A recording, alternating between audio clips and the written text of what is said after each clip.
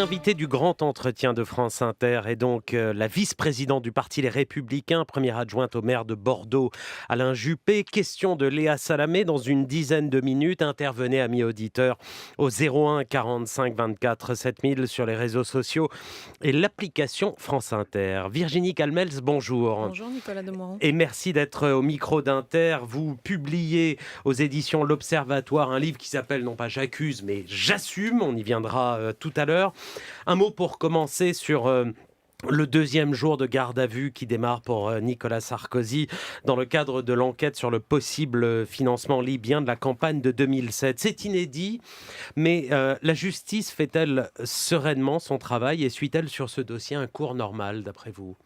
Écoutez, j'aime pas commenter des affaires judiciaires et a fortiori de dossiers que je ne connais pas. Je veux assurer à Nicolas Sarkozy l'amitié de toute une famille politique et des sympathisants de la droite en général. Rappeler que évidemment la présomption d'innocence s'applique à tous, mais évidemment aussi la justice doit faire son travail et je crois que c'est ce qu'elle est en train de faire. Nous restons confiants. Un justiciable comme un autre.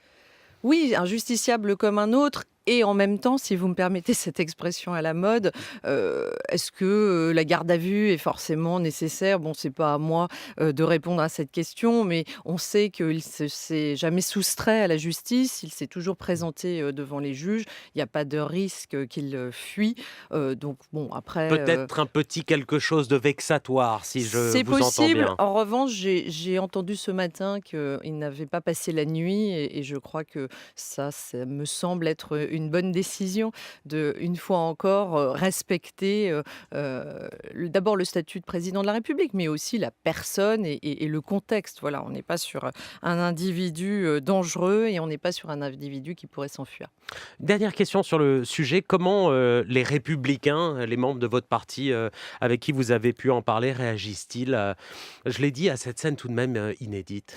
Bah, vous l'avez vu hier, il y a eu de nombreux témoignages d'abord de soutien, ensuite de rappel quand même que ce n'est pas la première fois et que ça ne veut rien dire étant donné que beaucoup d'affaires se traduisent à la fin par rien, hein, c'est-à-dire des non-lieux. On se rappelle de l'affaire Bettencourt, donc on verra comment cette nouvelle affaire se déroulera et se conclura. Une importante grève des fonctionnaires est prévue demain. Virginie Calmels, Éducation nationale, hôpitaux s'agrégeront aussi les mouvements à la SNCF, à Air France. Est-ce d'après vous un front social qui est en train de naître en France ? Oui, je crois que d'abord, il y a probablement la découverte de ce qu'est l'impulsion gouvernementale d'Emmanuel Macron. Peut-être aussi le fait qu'il y a beaucoup de communication, mais derrière, on commence à avoir une différence entre la communication et les actes. Et puis, dans certains domaines, on sent que ça braque sur un certain nombre de sujets sans aller au bout des réformes. Si Par je prends exemple ? l'exemple de la SNCF, et vous imaginez bien que je suis favorable évidemment à une refonte du statut des cheminots parce que je crois que c'est une décision de justice. Nous y avons aspiré nous-mêmes. C'est important à un moment donné de rappeler que le métier a évolué et qu'on ne peut pas avoir le même statut qu'il y a 30 ans. Pour autant, on va prendre le risque de bloquer le pays sans vraiment traiter le problème de fond. Le problème de fond, c'est 3 milliards de dettes sur l'aspect des retraites. Ça, ce n'est pas du tout traité dans le projet de loi actuel. C'est un endettement colossal. Et puis, c'est les usagers. Comment les usagers, in fine, vont avoir un système qui fonctionne mieux. Là, on a l'impression que c'est une réforme un peu d'actionnaire, de gestionnaire, mais pas une réforme tournée vers le bénéfice des usagers. Et heureusement que nous avons fait notre famille politique le service minimum, parce que sinon, on aurait demain une journée bien, bien difficile. Elle risque de l'être malgré tout. Quand vous dites les réformes braquent ou les projets de réforme braquent, vous pensez à quoi ? À la voie des ordonnances là, qui a été choisie pour amorcer la réforme de la SNCF ? Oui, je crois que là encore, les ordonnances peuvent être des bonnes solutions quand elles sont utilisées, notamment en début de quinquennat, pour accélérer, pour aller vite. Mais il y a un moment donné où il faut aussi tenir compte du dialogue, et c'est essentiel. Après, si je regarde le projet également sur les indemnités chômage, on brandit l'idée de davantage de contrôle, mais au fond, le gouvernement ne s'attaque pas à ce qui était dans le projet de la droite, qui était beaucoup plus courageux et surtout qui avait beaucoup plus de résultat, qui était la dégressivité des indemnités chômage.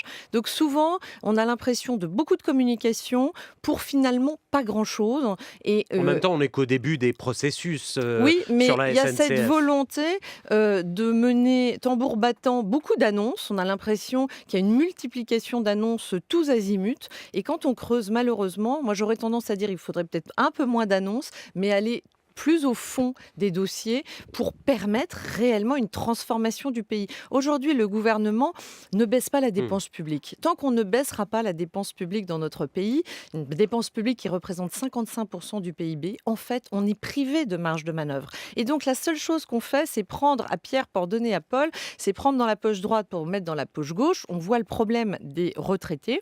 Ils ont d'ailleurs défilé pour manifester leur mécontentement parce On qu'au va, fond, on va y une venir augmentation aussi aux élevée de la retraités. CSG paraît On, injuste à on va tous. y venir, mais juste un mot sur les fonctionnaires. Je le disais, c'est une grève de fonctionnaires au départ, ça agrège ensuite d'autres conflits. Est-ce que vous les comprenez, les fonctionnaires qui descendent dans la rue, ou est-ce que là aussi, bon, il faut avancer, réformer la fonction publique, que ça plaise ou non?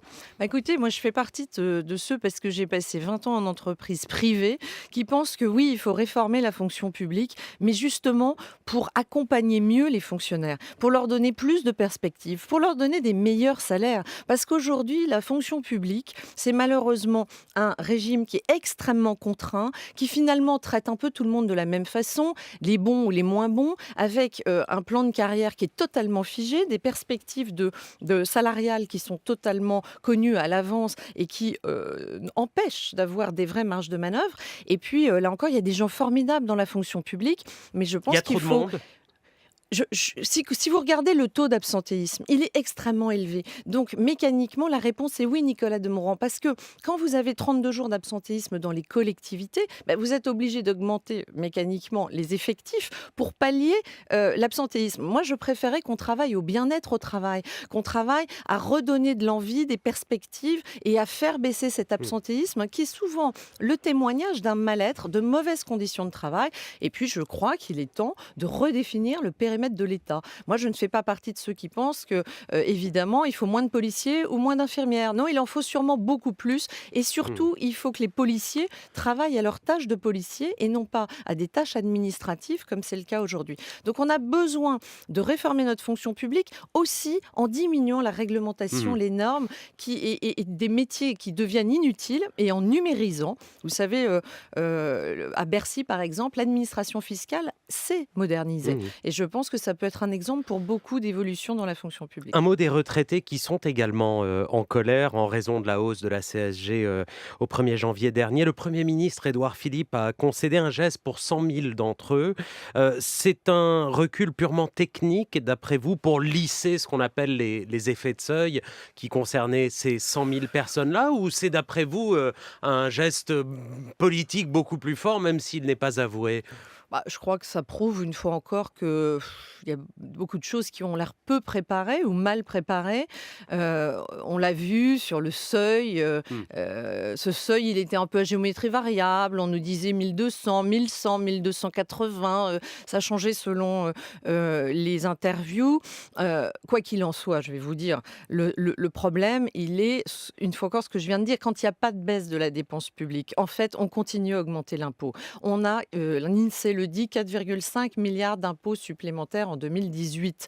C'est ça notre problème. Et le problème pour notre pays, c'est que tant qu'on continuera à dépenser un argent qu'on n'a Hmm. plus, parce que quand on a 98% du PIB en dette, c'est qu'il est vraiment temps de faire des économies, mais il est aussi temps de dire, et c'est pas le modèle de société dans lequel moi j'ai envie de vivre, qu'il faut arrêter d'assommer les Hmm. retraités ou d'assommer les gens qui Mais travaillent. donc pour vous, là, c'est juste, on a lissé un seuil. Il n'y a pas Non, de je pense. reculade en rase campagne Si, sur une je réforme pense que profonde. malheureusement, on commence à pouvoir poindre des reculades successives du gouvernement par rapport aux manifestations qu'on pu se produire. Donc effectivement, des Hmm. retraités dans la rue, l'image a été forte et je pense que le gouvernement s'est senti obligé de faire un geste, mais qui ne me rassure pas en l'occurrence, parce que ça veut dire qu'il n'y a pas cette vision, il n'y a pas cette volonté, si vous voulez, de donner un souffle à notre pays, de libérer les personnes qui travaillent pareil, du joug de l'impôt, de baisser les charges. C'est ça notre objectif collectif. Et pour ce que je vois là, moi, c'est la poursuite au fond d'une social-démocratie où on distribue un argent qu'on n'a plus et du coup, on augmente encore les impôts. Et là, le choix du gouvernement est clairement de prendre aux retraités pour essayer de donner un petit peu, mais beaucoup moins d'ailleurs, parce que la hausse de la CSG est bien supérieure aux baisses de taxes d'habitation prévisionnelles. Redoutez-vous, dernière question avant de donner la parole à Léa, le démantèlement du quotient familial ? Ah bah oui, là, c'est quelque part, alors là, pour moi, une ligne rouge infranchissable par rapport à ce que nous avons toujours voulu porter, la famille de la droite, la défense de la famille et l'universalité des allocations familiales, mais également une politique qui ne soit pas directement liée aux revenus, parce que c'est essentiel pour notre pays de continuer à protéger la famille. Ça fait partie, vous voyez, de toute cette petite musique qui est en train de s'installer, où on sent un gouvernement qui est simplement en train d'essayer de faire rentrer de l'argent dans les caisses de l'État. Alors, il y a quelques jours, c'était la taxe foncière qui aurait pu soudain être variabilisée sur les revenus. Maintenant, c'est le quotient familial. On sent qu'il y a une volonté de toucher à l'impôt sur le revenu. Et je vais vous dire, moi, la seule volonté de toucher à l'impôt sur le revenu, acceptable selon moi, ce serait de le baisser. Et pour le baisser, il faut baisser la dépense publique. Il est 8h33. Léa Salamé. Virginie Calmels, Marlène Schiappa présente aujourd'hui son projet de loi pour lutter contre les violences sexuelles et sexistes. L'âge du consentement sexuel sera fixé à 15 ans. C'est bien 15 ans ? Écoutez, moi, ce que je trouve intéressant, c'est le débat qui peut jaillir derrière ça, mais j'ai vu quand même qu'il y avait parfois des volontés d'aller... on a parlé de 13 ans à un moment donné. Effectivement, le projet de loi est à 15 ans. Moi, je trouve toujours ça jeune, mais ce qui est certain, c'est qu'il faut. Vous l'auriez aussi mis à quoi ? À 16 ans ? Non, parce que là ans encore, on le sait, c'est 15 ans l'âge pour la majorité pénale, et donc ça paraît assez logique d'aligner sur cet âge-là. Une amende qui irait de 90 à 750 euros pour outrage sexiste. Vous soutenez ? Ça peut changer les choses ou c'est de l'affichage ? Non, pour moi, c'est de la communication, et c'est surtout quelque chose qui me gêne, c'est qu'on est en train de tout confondre. Voilà, on confond d'un côté les violences faites aux femmes, et ça c'est une bonne cause et juste cause à défendre, avec des viols qui sont malheureusement, et on le voit dans les chiffres, pas encore assez déclarés, pas encore assez condamnés aussi. Un outrage sexiste, c'est pas une violence faite aux femmes ? Non mais... si vous me permettez d'aller au bout du raisonnement, il y a donc d'un côté vraiment des sujets qui sont majeurs et sur lesquels on doit se mobiliser, et puis l'égalité homme-femme salariale, etc. Et puis de l'autre, on est dans de la communication, voire parfois dans de l'anecdote. Moi, excusez-moi, mais commencer à légiférer avec une amende de 90 euros, le fait d'être sifflé dans la rue, Léa Salamé, franchement, vous êtes une femme, moi aussi, je ne crois pas que ce soit le sujet. Voilà, donc je pense que c'est beaucoup de communication. Je pense que les policiers... C'est pas seulement siffler, ça peut être insulté, ça peut être les fameux frotteurs, c'est tout ça, les outrages sexistes. Bien sûr, mais là encore, d'abord, c'est bien de créer de la dissuasion. Si c'est de la dissuasion, c'est toujours bien. Moi, je crois plutôt... Vous dites, c'est pas grave d'être sifflé dans la rue, Non, mais à la pédagogie, au fait de porter le débat, ça, c'est intéressant. Simplement pour mettre des limites et rappeler que tous les comportements ne sont pas acceptables. Mais attention à ne pas sombrer dans le puritanisme, attention de ne pas commencer à tout mélanger, traitons les vrais problèmes. Valérie Boyer a déposé une PPL parce que 90% des viols sont finalement déclassés en délit et non plus en crime. C'est plutôt ça le sujet. Et surtout, franchement, on ne va pas se mentir, c'est une loi de plus qui ne sera pas appliquée parce qu'elle n'est pas applicable. Vous voyez les policiers venir constater, en plus il faut que ce soit sur le fait.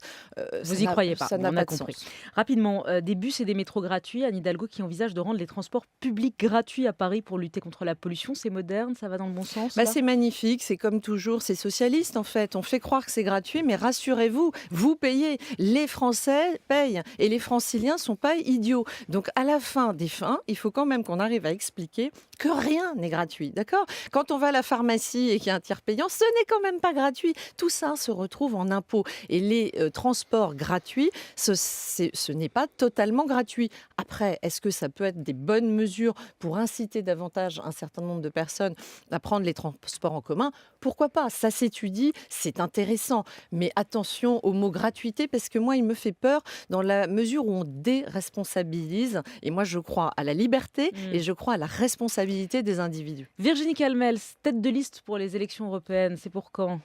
Écoutez, je lis ça à droite et à gauche. Moi, je n'ai pas fait office de candidature. Je pense que l'essentiel pour nous, pour notre famille politique, c'est de se mettre d'accord sur une ligne, de savoir quelle est la ligne que nous allons porter pour Vous ne le ces savez pas élections encore ? européennes. Vous le savez, dans notre famille politique, il y a différentes sensibilités. Je crois que c'est notre force, d'ailleurs, de marcher sur nos deux jambes, les libéraux, les conservateurs. Maintenant, Laurent Wauquiez a une mission qui va être justement de rassembler cette famille politique et de synthétiser nos différentes sensibilités. Nous allons voir, ça va se clarifier d'ici juin.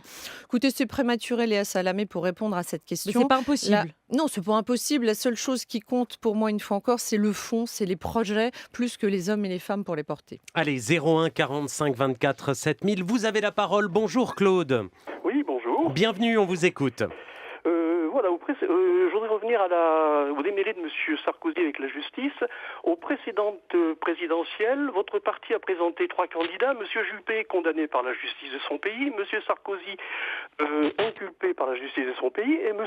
Fillon, le chevalier blanc, futur inculpé. Est-ce que vous n'avez pas l'impression que votre parti a des problèmes avec l'argent et avec la justice, tout simplement ? Merci Claude pour cette question. Virginie Calmels. Oh, écoutez, on ne va pas énumérer ce matin qui a eu des démêlés avec la justice, mais pour le coup, c'est du ni droite ni gauche. C'est à la mode.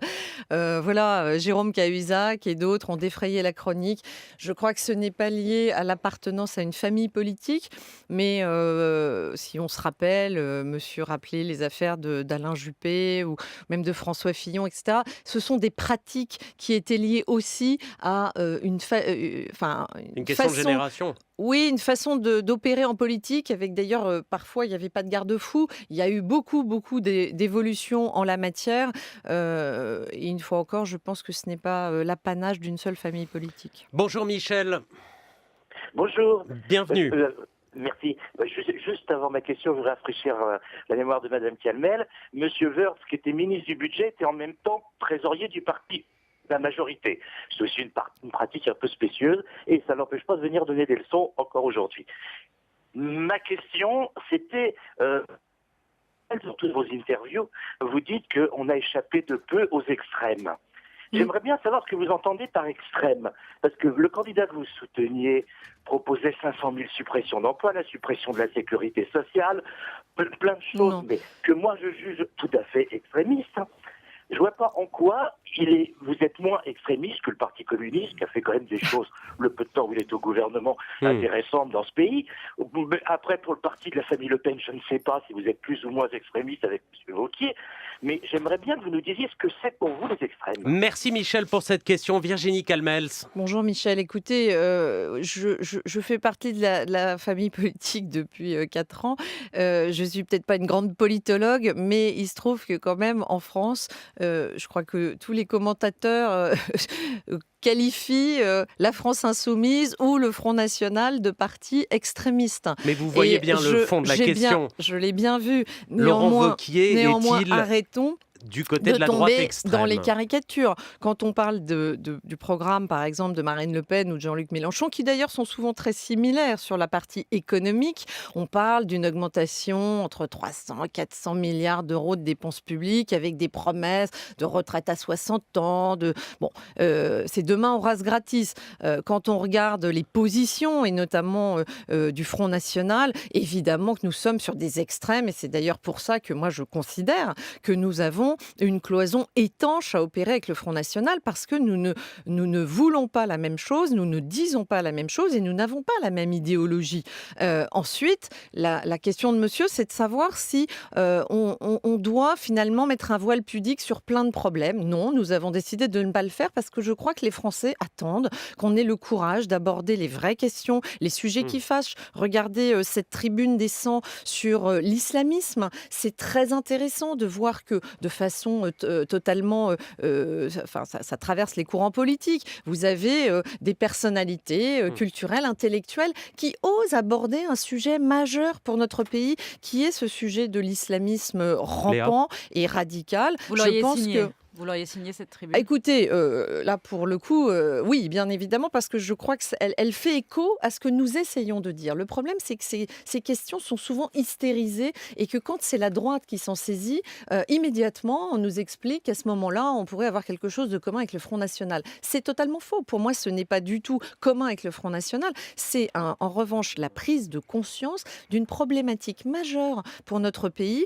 Quand Manuel Valls le fait, eh bien, il est moins taxé d'aller tutoyer les lignes du Front National que la droite ne peut l'être. Mais moi, je crois vraiment qu'il faut du courage. Et surtout pour moi, je vais vous dire, alors je suis une femme d'entreprise, que pendant toutes mes 20 dernières années, je me prononçais politiquement plutôt sur les questions économiques, parce que je venais de l'entreprise et que c'est ça qui était mon curseur politique. Aujourd'hui, je trouve que c'est le régalien qui est clé. Je trouve que le gouvernement est en cécité. Quand je vois la réponse de Benjamin Griveaux à cette tribune, il y a un angélisme et une cécité face à un problème qui est mais réel. On ne peut pas le nier. Et que l'on soit de gauche ou de droite, merci à Alain Finkielkraut ou à Bernard Kouchner, à Luc Ferry ou à Pierre Nora d'avoir signé cette tribune qui, pour moi, nous fait du bien. D'un mot, Virginie Calmels, vous avez des regrets parfois d'avoir quitté le privé pour rentrer en politique? Comme vous voyez, le sous-titre de mon livre, c'est « Que suis-je allé faire dans cette galère ?» Donc il y a eu